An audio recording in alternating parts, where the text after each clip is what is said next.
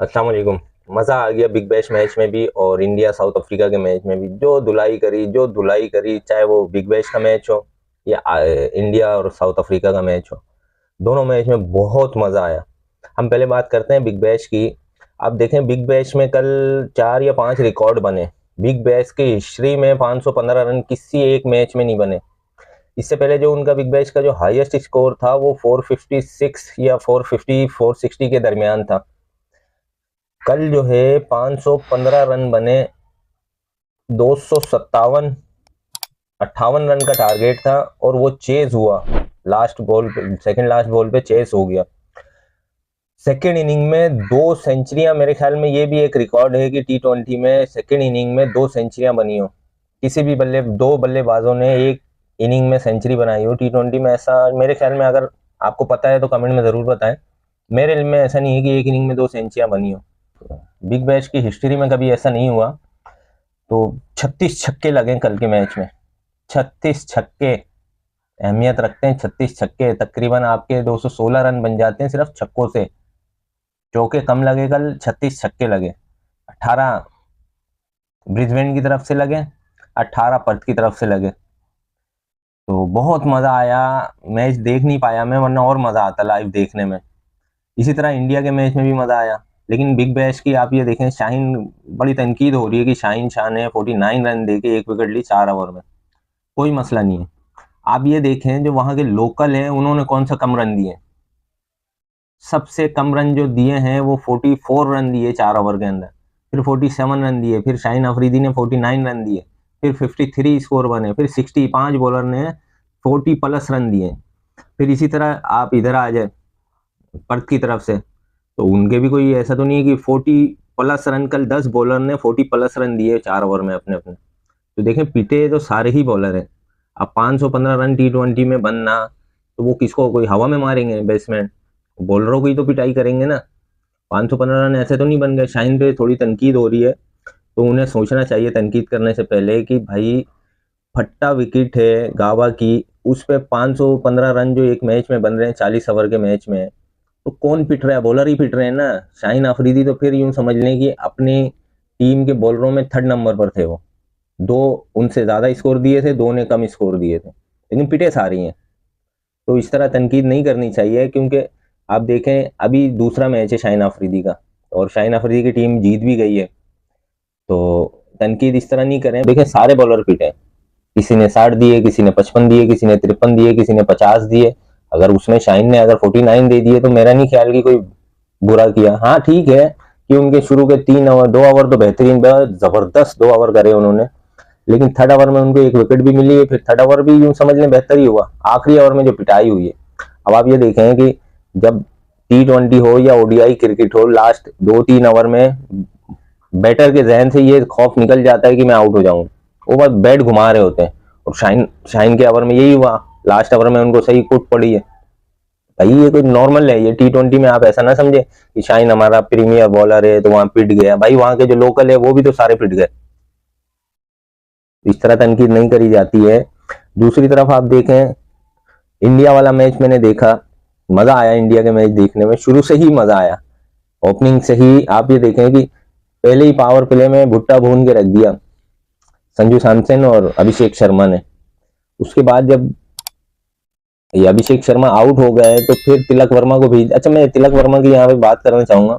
देखें, तिलक वर्मा को देख के न्यू बैटर को समझना चाहिए कि तिलक वर्मा 1 डाउन पोजीशन पे खेले तो रन बनाता है, 4th नंबर पे खेले तो रन बनाता है, 5वें पे खेले तो रन बनाता है। हमारे एशिया कप में क्या हुआ था? 5वें नंबर पर आया था वो बैटिंग करने। एशिया कप के फाइनल में वो 5वें नंबर पर मैच फिनिश करके गया। तो किसी ने अगर सीखना है तो वो तिलक वर्मा से सीखे कि बैटिंग किस तरह की जाती है। होम कंडीशन हो या अवे कंडीशन हो, उनकी बैटिंग लाजवाब है।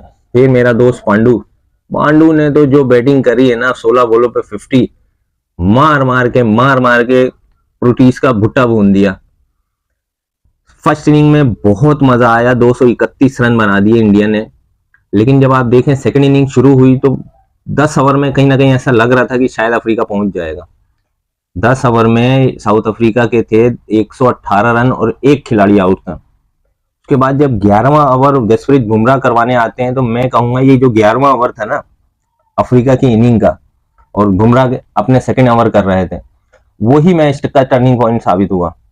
आप देखें कि बुमराह अपना दूसरा ओवर कराने आते हैं, उन्होंने क्विंटन डी कॉक का अच्छा कैच पकड़ा, वो इनका टर्निंग पॉइंट साबित हुआ। उसके बाद अगली 16 या 18 बॉलों पे 4 खिलाड़ी आउट हो गए, 135 रन तक पहुंचते पहुंचते उनके टोटल 5 खिलाड़ी आउट हो गए थे।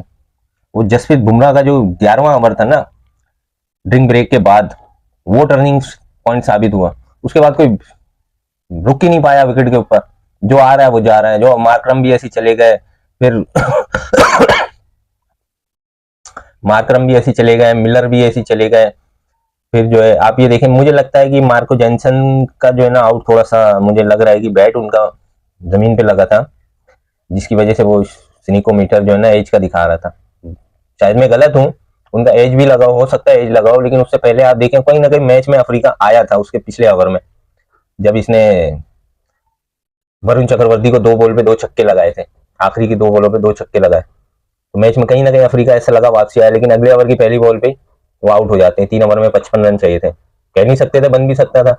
और आप भी देखें वरुण चक्रवर्ती हो, किस किस की तारीफ की जाए, सारों ने ही, चाहे वो बैटिंग में हो या बॉलिंग में हो, सारों ने ही अच्छी परफॉर्मेंस दी है इंडिया की तरफ से।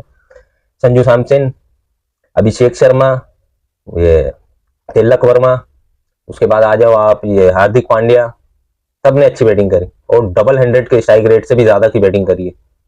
उसके बाद बॉलिंग में आ जाए तो बुमराह 4 ओवर में 17 रन, ऐसे विकेट पे जहां हर बॉलर पिट रहा है, 10-12 रन तो नॉर्मल हो गया देना, वहां पर जसप्रीत बुमराह 4 ओवर में 16 रन देते हैं। तो बुमराह तो बोलता है ना मैं हूं, हल्का ना लो मुझे, बॉलर है वो। देखें उसने यॉर्कर ट्राई करी है, तो 4 ओवर में 17 रन, बहुत बहुत मैच विनिंग बॉलिंग थी इनकी। फिर वरुण चक्रवर्ती ने भी पिटाई तो उनकी खूब लगी, 53 रन दिए 4 ओवर में, लेकिन उनकी भी बॉलिंग जो है मैच विनिंग बॉलिंग रही। लेकिन मैं क्रेडिट दूंगा जसप्रीत बुमराह को, जिसने 4 ओवर में 17 रन दिए, और वो जो क्विंटन डी कॉक की विकेट ली ना, मैच का टर्निंग पॉइंट वही था। हार्दिक पांड्या ने भी एक विकेट ली ब्रेविस की, मैच का turning point, Quinton de Kock out होते हैं, उसके बाद ब्रेविस आउट होते हैं, फिर कुछ बचता ही नहीं है इनकी टीम में, लाइन लग जाती है पीछे, खेल ही नहीं पाता कोई। मिलर ऐसे चले जाते हैं, मिलर बड़ा एक्सपीरियंस है उनका, लेकिन नहीं खेल पाते। तो आप उसके बाद ये वॉशिंगटन को देख लें, उसने भी शुरू के 4 ओवर तो उनसे करा दिया गया लगातार, अच्छी बॉलिंग करी। पावर प्ले में बॉलिंग करना किसी भी बॉलर के लिए आसान नहीं होता, उन्होंने लेकिन अच्छी बॉलिंग करी। फिर आप आ जाए वॉशिंगटन सुंदर हो गए, वरुण चक्रवर्ती हो गए, हार्दिक पांड्या, जसप्रीत बुमराह, सबों ने अच्छी बॉलिंग करी।